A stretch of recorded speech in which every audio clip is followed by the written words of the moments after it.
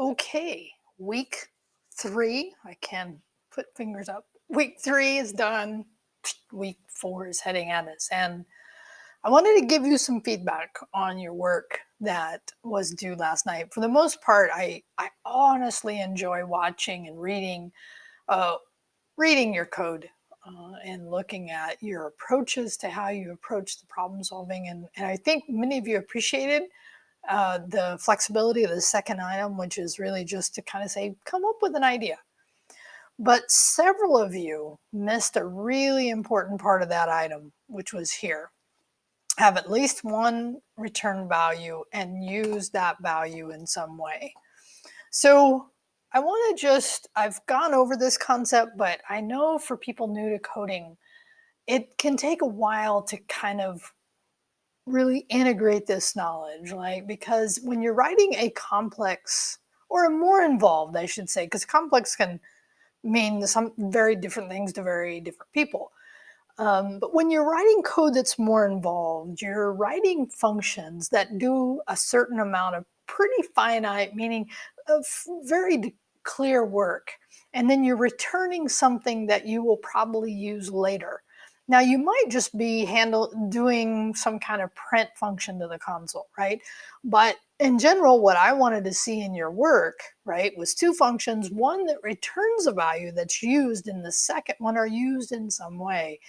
And several of you missed that. And I think it's like just wrapping our head around it. So I thought, what I'm going to do here, right, is give you, because I've used this simple example, right? We have two functions set up. There are one's returning whatever's passed in as value. If nothing is set, and nothing is passed into it, right? So when we call it, when we say result. Now remember, if I just do add two and I pass two to it, in your reply, I want you to tell us what will happen in this code when I run it, right? Will it produce the output we expected? Will it produce any output, right? I'm going to open this in my terminal just to show.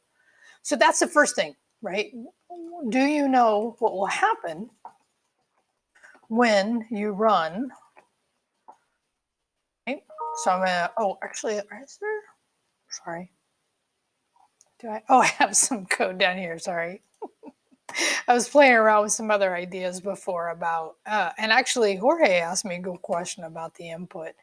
But let's do it with this, okay? So I'm going to clear this output. I'm going to run this. And by the way, the up arrow key really helpful. Okay, so nothing comes out. Why? Because you're not printing anything, first of all, right? And you're not capturing the result. Okay, so that would at least capture the result, and then you could hit print, right? Sorry, result. So that's at least, but it's not using that return value. Now, what you could do is you could call multiply by 2 and then pass in result. That would work, right? And in that case, though, would print. So first, given the state of this code, what will print result. What do you know what the output would be? Right? So again, in your reply, so I've asked you two coding questions now, okay? So again, it's really about you stopping and thinking about this code. So actually it wouldn't, because what you'd want to do here, and actually Python, I was reading about this the other day, when you set up variable names are more like camel case we use in JavaScript, but you can use it here, but it's typically an underscore, right? So the final result, if I printed that, that would give me what would be the result of calling add to, returning a value, and then passing that return value to multiply by 2.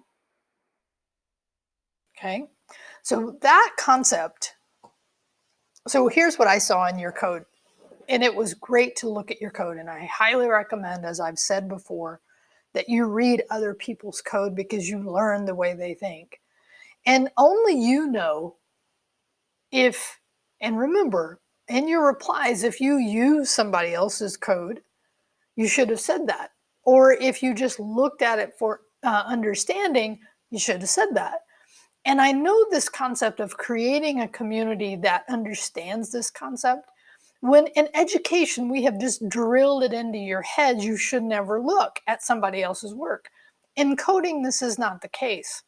What you can do is look at somebody else's code, but when you're asked to code something, make every attempt to do that on your own. And I saw a lot of good coding examples this morning.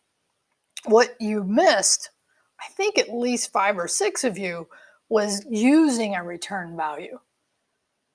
And so it's one step just to, I mean, we've moved a major step, how to set up a function, right? How to then return a value, and then how to use that value in another function. Now, there's various various implementations of this concept that you'll see when you're doing coding. But in general, I want you to know how to do it. And by the way, the reason I'm doing it here is it's part of my Dev Zero requirements, which I'm going to talk about in next week, because we are at week 4, okay, coming into week 4, ending week 3. And we really have 2 weeks until your Dev Zero, okay? And I'll be talking about specifically the schedule of Dev Zero next week in my weekly attendance videos. The other thing I want to say first, did you get the correct output? I've already asked for that. The second thing is Aaron, our tutor, posted last night out on Discord that he has been available. He's available on Thursday nights, which is awesome, right? So reaching out is totally awesome for any time. But during that time specifically, because I'm not around, Aaron is. But the important thing, and I'm kind of repeating something here, is like it's hard to get help when you're working at a due date. So whenever possible, back that up, do it beforehand so that you can get help if you need it. The FizzBuzz thing, I think there's some really interesting variations of implementation. So once you submit your code, definitely go look at some of those on there and for other implementations. And here's the other thing, ask questions, right? And if you don't get an answer because maybe the person who did the code has already passed, meaning they don't go back and look, post it out on Discord. We have a really good Discord community in this class. Part of that community gets created when questions gets asked.